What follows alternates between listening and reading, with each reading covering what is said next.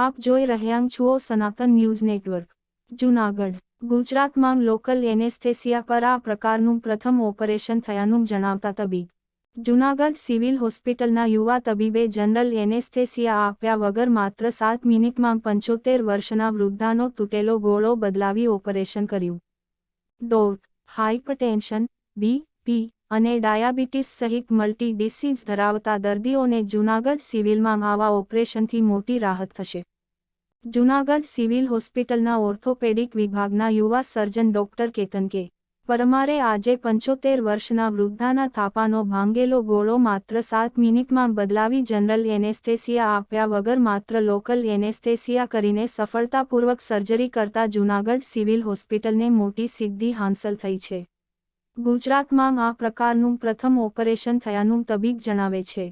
30 વર્ષના ડોક્ટર કેતન પરમાર જૂનાગઢના રહીશ છે અને જૂનાગઢ સિવિલ હોસ્પિટલમાં ઓર્થોપેડિક વિભાગમાં આસિસ્ટન્ટ પ્રોફેસર તરીકે ફરજ બજાવે છે.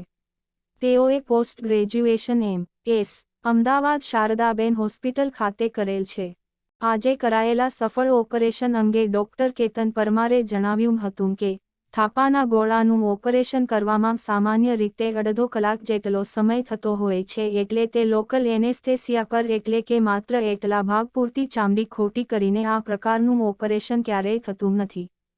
પરંતુ તેઓએ અગાઉ જનરલ એનેસ્થેસિયા આપીને 500 જેટલા ઓપરેશનો કર્યા હોય અને ગોળો બદલવાની સર્જરીમાં ઓછામાં ઓછો સમય લાગે તેવી કુશળતા હાંસલ કરતા અને 7 મિનિટમાં આ ઓપરેશન તેઓ કરી નાખતા હોવાથી આજે પ્રથમ વખત તેઓએ માત્ર લોકલ એનેસ્થેસિયા આપીને 75 વર્ષના વૃદ્ધાના ભાંગેલા થાપાના ગોળાને બદલાવી બાયોપોલાર હેમી અર્થોપ્લાસ્ટીની સફળ સર્જરી કરી હતી.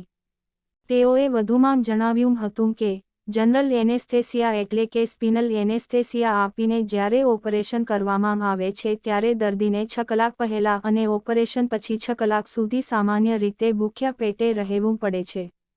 આ ઉપરાંત ડાયાબિટીસ, હાઇપરટેન્શન સહિતના મલ્ટી ડિસીઝ હોય તો કેટલીક કાળજી અને તકેદારી રાખવી પડે છે અને કેટલાક સંજોગોમાં જોખમ પણ રહેલું છે.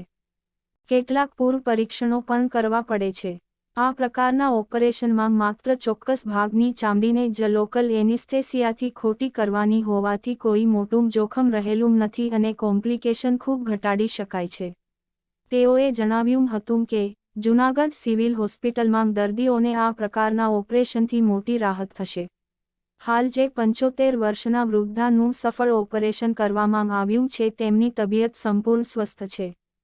ડોક્ટર કેતન પરમારને આ સિદ્ધિ બદલ ઓર્થોપેડિક વિભાગના વડા ડોક્ટર પાલા, ડોક્ટર હિમાંશુ લાડાણી, મેડિકલ કોલેજના સુપ્રિન્ટેન્ડન્ટ તેમજ અન્ય તબીબોએ અભિનંદન આપ્યા હતા. અહેવાલ વલ્લભભાઈ પરમાર, સનાતન ન્યૂઝ નેટવર્ક, જૂનાગઢ. ઓકે કઈ ત્યારે સર. ઓકે. મારું નામ ડૉક્ટર કેતન પરમાર છે. હું ત્યાં જૂનાગઢ સિવિલમાં ફરજ બજાવું છું. આની પહેલાં મેં અમદાવાદ સિવિલમાંથી અમદાવાદ હોસ્પિટલમાંથી બધી તાલીમ લીધેલી હતી. અત્યારે પેશન્ટનું ગોળાનું સૌથી ખરાબમાં ખરાબ ફ્રેક્ચર કહી શકાય એ ટાઈપનું ફ્રેક્ચર હતું.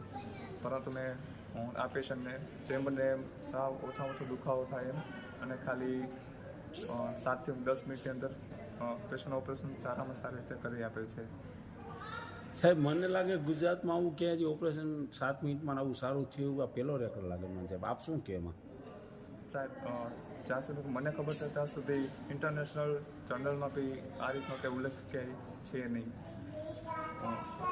કંઈ કમ્પ્લેન કંઈ છે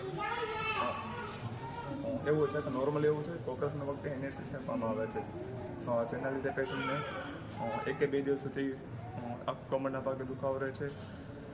એ રીતે નોર્મલ કરવામાં આવે છે, પરંતુ આ ટાઈપના ઓપરેશનના પેશન્ટને કંઈ કમરના ભાગેથી કંઈ ખોટા કરવામાં આવેલ નથી કે જેનાથી પેશન્ટને દુખાવો 1 કે 2 કલાક સુધી જ ખાલી રહે છે.